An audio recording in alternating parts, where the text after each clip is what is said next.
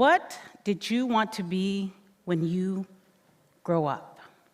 It is a question that I'm sure many of you have heard in your childhood. But if your upbringing was anything like mine, it is a question that you heard over and over again. And it wasn't until I became an adult that I began to understand the significance of the asking of the questions by our community leaders and my grandparents. But it was only recently, in the last 2 years, that I get some true understanding of just how much significance and weight there was in the answer back then and even today. You see, growing up Black and female in the South more than 40 years ago, there are some limitations to the answer to that question. Whether real or perceived, there were limitations all the same.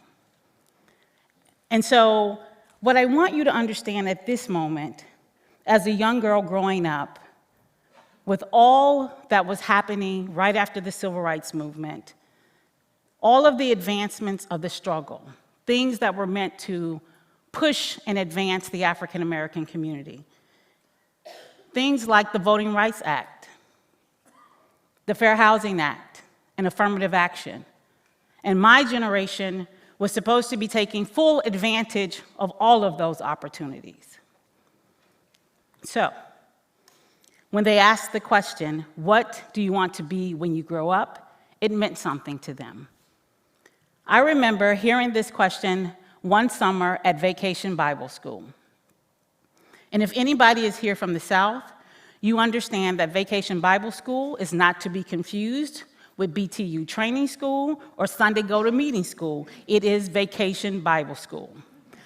I'm still trying to figure out who thought it was a good idea to put Vacation Bible and school all together. But the first week of every summer during my childhood, it was spent in Vacation Bible School. And this one particular summer, there was a teacher. She wasn't too much older than me and my middle school friends. She wanted to make sure that we understood Scripture and was able to connect it to this real-world question of what you will be when you grow up.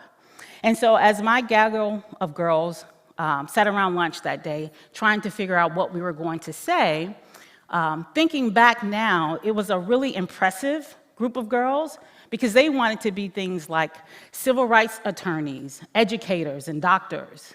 I didn't want any of that. I was going to do something different. You see, I was going to be, wait for it, a thinker. Yes. So when it came time for me to take the stage and share with the entire Vacation Bible School, I introduced myself and I said, when I grow up, I'm going to be a thinker. There was some laughter, some giggles, but it was really the disapproving look on the teacher's face that made me recant. And so I said really quickly, when I grow up, I'm going to be a lawyer, and then I exit stage left. But fast forward to 2 years ago, and I get an opportunity to spend time at an institution known for creating and cultivating great thinkers. Little did I know at the time that there's a ritual at the Kennedy School where students get an opportunity to stand on the famous forum stage, and they're given 15 seconds to say what they were going to do at the Kennedy School. And so you know what I'm thinking, right? It's a full circle moment. I'm going to get it right. So I take the mic, I introduce myself, and I say to my peers, to deans, and to faculty members that I'm here to tell you that marijuana matters. Not a lot of giggles. Actually, it was actually a lot of applause. But in my head, I'm thinking, Khadija, did you just stand on the premier policy stage and tell these folks you're going to talk about weed? That's exactly what I did. And for the next 12 months, I immersed myself in all things marijuana, day in and day out, reading, talking, sniffing, thinking about marijuana.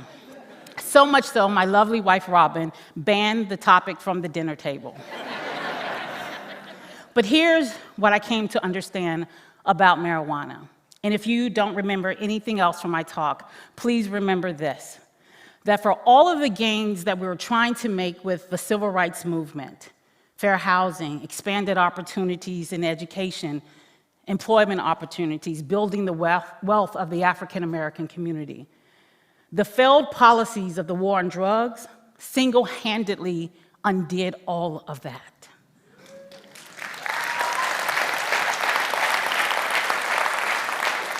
And here's how we know that. I want to give you guys 5 numbers. 5, 7, 46, 23, and 1. And no, it's not the Mega Millions jackpot numbers. See, for more than 5 decades, this country has waged a war on drugs, which has been tantamount to waging a war on Black and brown communities. Millions of people have been arrested, convicted, and incarcerated for marijuana-related possessions. In the last decade alone, 7 million. And those 7 million people are facing what's known as 46,000 collateral consequences. Now, some of you may be saying, if you do the crime, you do the time. I only have 5 minutes left, so I can't argue that point today. But I will say to you, at this moment, when 33 states and the District of Columbia have some form of regulated growing marijuana, selling marijuana, consuming marijuana, and distributing marijuana on a mass scale, is it still a crime? I ask because I've met people all across this country who are living with those collateral consequences. People like Keys, a young woman, very energetic about her future. When she left high school, she was ambitious and she wanted to go off to college.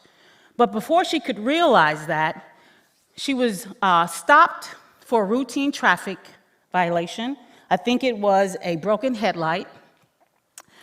And in the course of that stop, the police officers smelled marijuana. And if you're in the state of Virginia, the smell of marijuana is probable cause for search and seizure. The car was searched. There was marijuana that wasn't used. She was arrested, booked, and to this day, she still has a criminal record related to marijuana. Because of that record, she often finds it hard to qualify for an apartment, employment opportunities. She also lost the opportunity to use financial aid to go to school. Some of you might not even know there are about 26 licensures for entry-level employment opportunities that if you have a marijuana-related conviction, you may not be able to get that license, like a barber's license or a cosmetology license. But the thing that I find so offensive about Keys' situation is that she has 2 kids. And there's evidence to suggest to children born to individuals who have a marijuana-related offense, they're more likely to live in poverty. And I ask you guys, is that fair? Is that equitable? Or take the veteran who proudly and honorably served for 26 years in the United States Air Forces. In that service, he actually lost the use of his legs. He's paralyzed. And he uses marijuana for pain management. He also uses it to deal with his anxiety and depression that you can imagine would come with losing independence and mobility. And he uses marijuana knowing fully well that he is at risk of losing the very health benefits that he earned as a disabled veteran.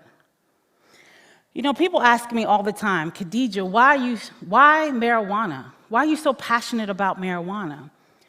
The reality of it is, I feel like this is just a continuation of the work that I've done my entire life. I've worked alongside marginalized communities, in service of marginalized communities, in hopes that I would be able to improve their life in some way. But if I'm being honest and frank, it's also very personal to me. Marijuana is a personal issue for me.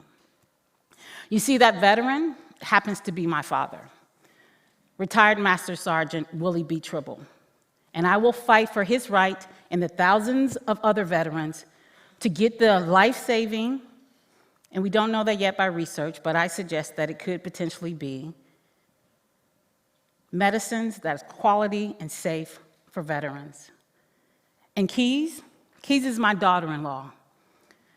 And those 2 kids, Titan and King, means so much to me.